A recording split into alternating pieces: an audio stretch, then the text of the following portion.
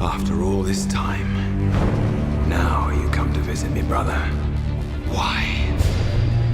To mock? I need your help. But I wish I could trust you.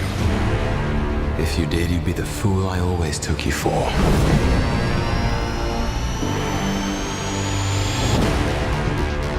Some believe that before the universe, there was nothing.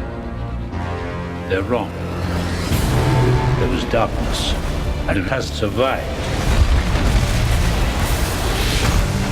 What's gonna happen? I gave you my word. I would return for you.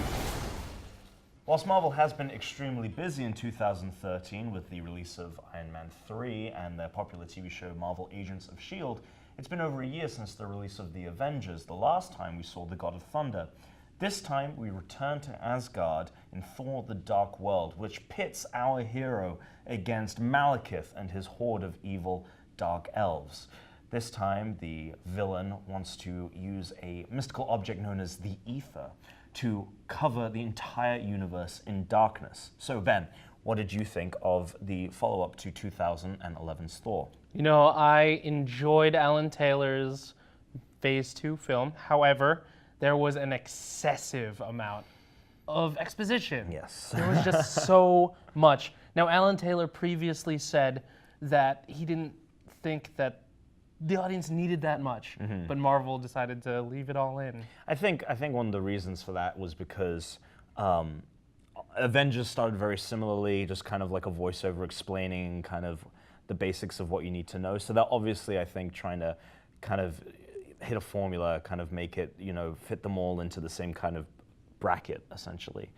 But we didn't, I think the big thing was the fact that you got that 5 minutes of Odin explaining this war that happened 3,000 years ago in the beginning, and then he's did it again to the characters in the story.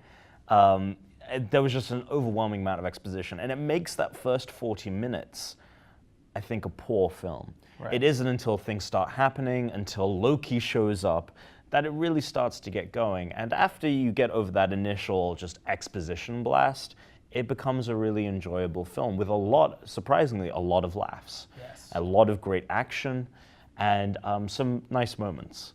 Now, visually, one of the big things that I really loved about Thor, the second Thor, was compared, it seemed to flip-flop in terms of setting. Thor 1 had a little bit of Asgard, you know, you basically seen the throne room and like the dungeons and stuff like that, and then it mostly occurred on Earth.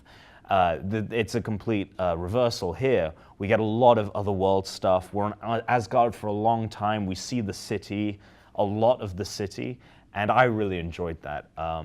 Right. I mean, I felt like Alan Taylor made Asgard organic. It's like you can walk there if you wanted to. It's a country out there somewhere. And you can go there. Yeah. And it made me feel like I was watching Star Wars, Lord of the Rings, and Game of Thrones all rolled into one. Yeah. And that was, I mean, that's the cool thing about the Asgardians is they are from a time past and a time in the future as well. They're a combination of both. And you're exactly right. You take any of the big cities from like Lord of the Rings, you know, and put it in Star Wars, and that's exactly what it felt like. And it was really nice to behold, and you know, I don't think the 3D really added much, you know, obviously like a lot of 3D movies nowadays. It wasn't obtrusive, but yeah, the fact that we got to see a lot more of Asgard was a big plus for this film.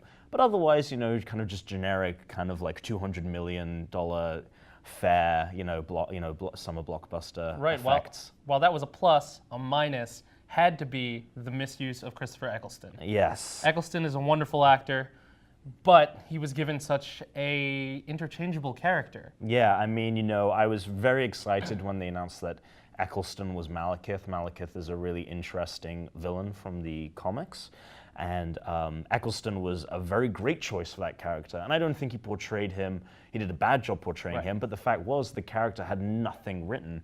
He was just someone for Thor to strike with his hammer. You could have replaced Malekith with someone like Squirrel Girl, even though she's not a villain. You could have replaced him with Squirrel Girl, and it would have been the same movie. Right, and I think one of the big problems is that a lot of people probably had with the movie is that Avengers was very much about an object from space that can destroy the universe, and this was also about an object from space that could destroy the universe. But that's the problem with the film in general, is that it's such a grand scale that a threat to the universe is the only kind of thing you can do. But yeah, Malekith was very underused. I don't think Jane Foster had very much to do. She played host to the evil plague that was the Ether for most of the film, so she was mainly just a damsel in distress. Obviously the shining kind of acting portion came from Chris Hemsworth as Thor and Tom Hiddleston as Loki. Absolutely. Especially Hiddleston as Loki. He plays such a great villain, and he is kind of a, obviously a little gray area there as to what he necessarily is now. But just the way they play off each other is always a highlight of this film, the Avengers, and even the first Thor film. Absolutely. So, on the infamous Pretentious Film Majors 5-star scale, I'm going to have to go with 3 out of 5 stars for Thor: The Dark World. I'm going to go with 3.5, only because I really enjoyed seeing Asgard in all its glory.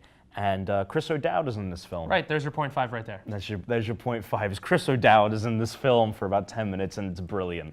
Oh, and Eric Selvig in his underwear. That was like another little bump up.